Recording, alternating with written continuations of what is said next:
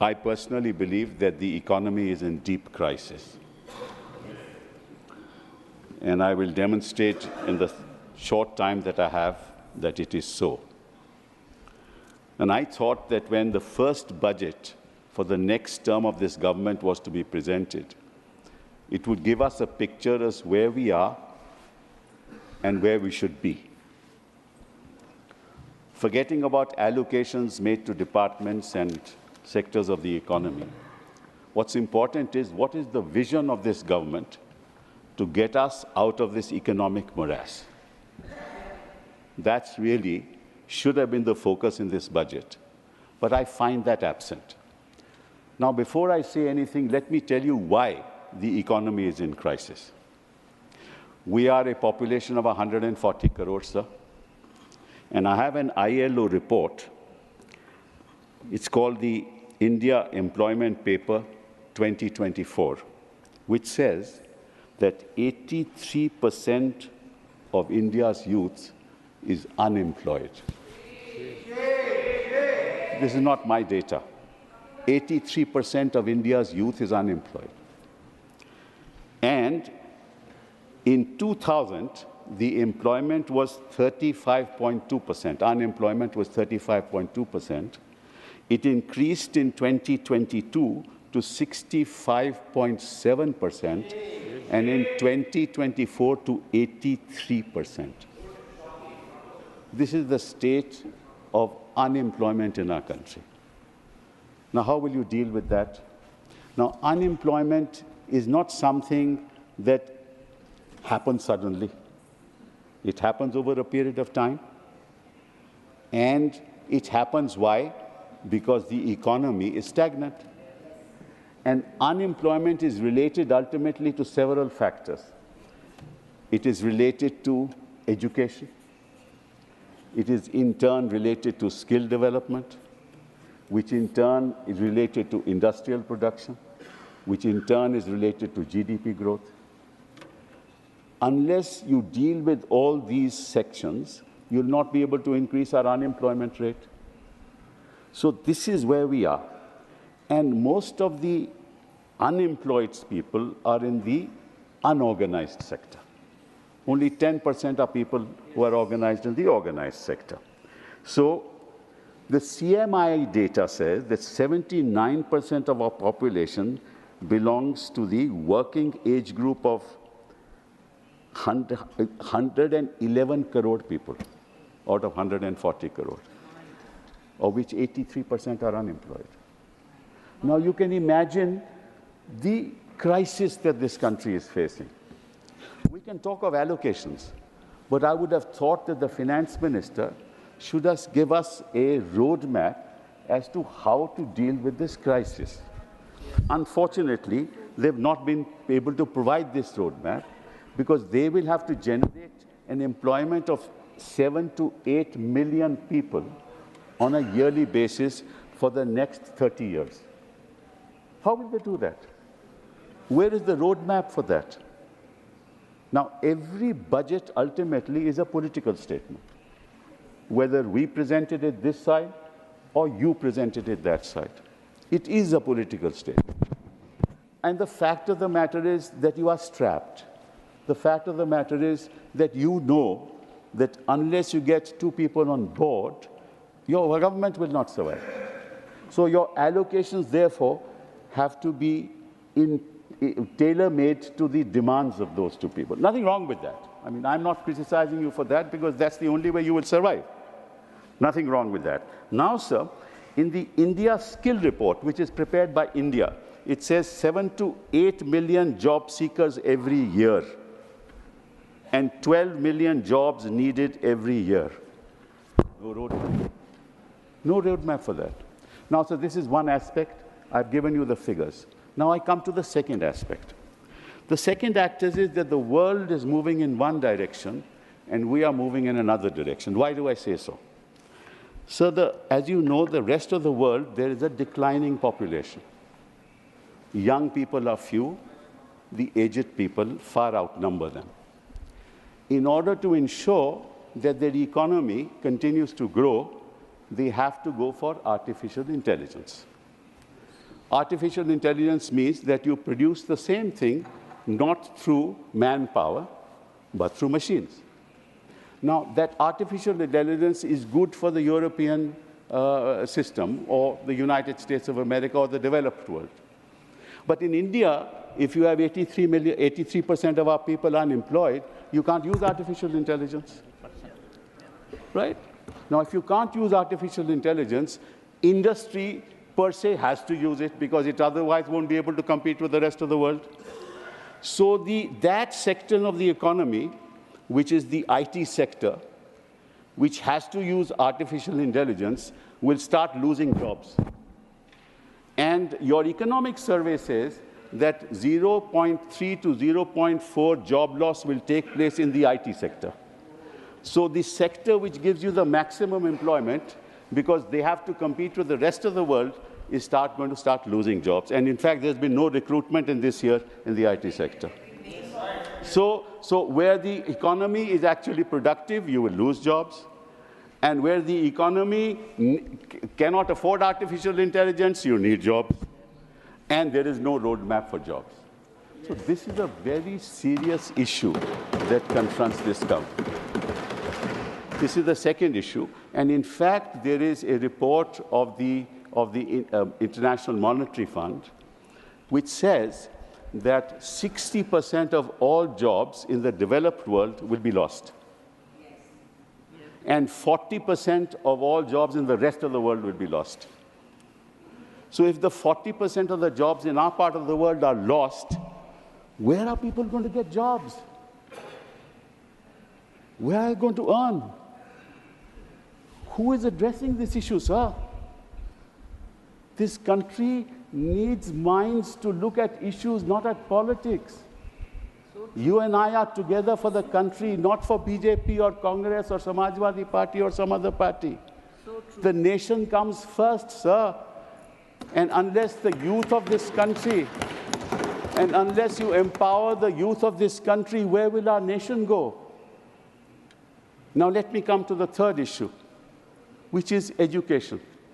So there has been an increase, a slight increase in the education budget. It's not right that there's been a decrease. There's a slight increase in the education budget, but it's still less than 6%, which is what the promise was for a long period of time. But be that as it may, I'm not talking about education. The education structure in our country is what, sir? You get a BA honors in history, you get a BA pass degree, you get a BA honors in economics, you get a BA honors in political science, and ultimately you can't get a job. Where are those jobs? So your entire education structure has to be revitalized, reconfigured in order to marry it into skills. In order to marry it into skills, you need a revamp of the secondary level education system of our country. Because that's where your education system should talk about skills along with education, so that thereafter they get into the ITI system, that is the Institutes of Technology, and that in turn collaborates with industry. So industries, education, ITI to work together for absorption of young people into jobs in industry. That's the way you do it. Who's doing it, sir? Where is that roadmap in our country? What has been said by this government in the budget about these things? Nothing. Nothing at all, sir. And unless you skill our people, you're not going to give them jobs. So what will happen, sir? They all get self-employed. तो कोई दुकान डाल देता है, कोई कहता है कि मैं लोडर का जॉब ले लूँगा. हाँ, आपके बॉम्बे में क्या हुआ आप जानते हो, मैं उसके बारे में बात नहीं करूँगा. 47 लाख एप्लीकेशन और 60,000 jobs for inspectors in Uttar Pradesh. 47 lakh application. वो जॉब क्या करेगा? कोई युवा करेगा क्या? युवा को अगर जॉब नहीं मिलेगा तो फिर क्या होगा, सर? वो इस किस्म की पॉलिटिक्स करता है जिसका ये वर्णन कर रहे थे, क्योंकि उनके पास और तो कुछ करने को है नहीं. सर 2 मिनट मैं बैठ जाऊंगा. 10 minutes. You look at the watch. 10 minutes. Okay, 1 more minute. Sir, you take time from Okay, 1 second. Okay, 1 second. Sir, let me Honorable members, 1 second. I'll sit down, sir. No, if you want. no. Mr. Kapil Sibal had to his account 5 minutes. I said he will have 10 minutes. So it is not that I am not looking No, at you've it. been very kind, sir. And no in the dispute. Business Advisory Committee, at the suggestion of the Leader of the House... I wanted to, sir... One second. We'll add the time. At the suggestion of the Leader of the House, and everyone agreed, Mr. Derek O'Brien, Mr. Tiruchi Shiva, that to give a member 3 minutes, he can hardly contribute. That is why I'm increasing the hours. Since I met him in my chamber, and we had settled for 10 minutes, but go for 15 minutes, sir. Go ahead. So that's very kind. Another 5 minutes. But after 5 minutes, I'm sure you'll take the seat. No problem. So whenever you ask, I have no desire, Mullahs, to bore the House on issues, Mullahs. Now let me tell you another issue, Mullahs, which is very important. Why is it important? So as you know, that ultimately allocations are made not by government but by Finance Commission. The 15th Finance Commission made the allocations as to which state is to get how much money. There's some element of politics in that, but let's leave that aside.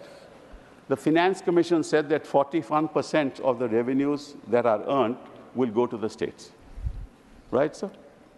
Now, what actually happened? What actually happened is that the central government started to impose cess and surcharge. Now, cess and surcharge is not allocated to the states. Yes. Right? So all that comes into the kitty of the central government. And the result is today, sir, that the states are getting only 32% of the total resources that the central government gets. 32%. It is supposed to get 41%. It is, correct, but it's getting at the moment 32%. Now the problem is, sir, that also the expenditure is monitored by the Union of India. My request to the Finance Minister through you, sir, is the following. You cannot monitor education from Delhi. You cannot monitor healthcare from Delhi. Correct. It's not possible.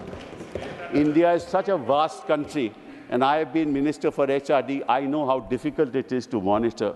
What is happening in Arunachal will not happen in Uttarakhand. What's happening in Uttarakhand will not happen in Maharashtra. You need a model for each state government as to how they want to take their children forward.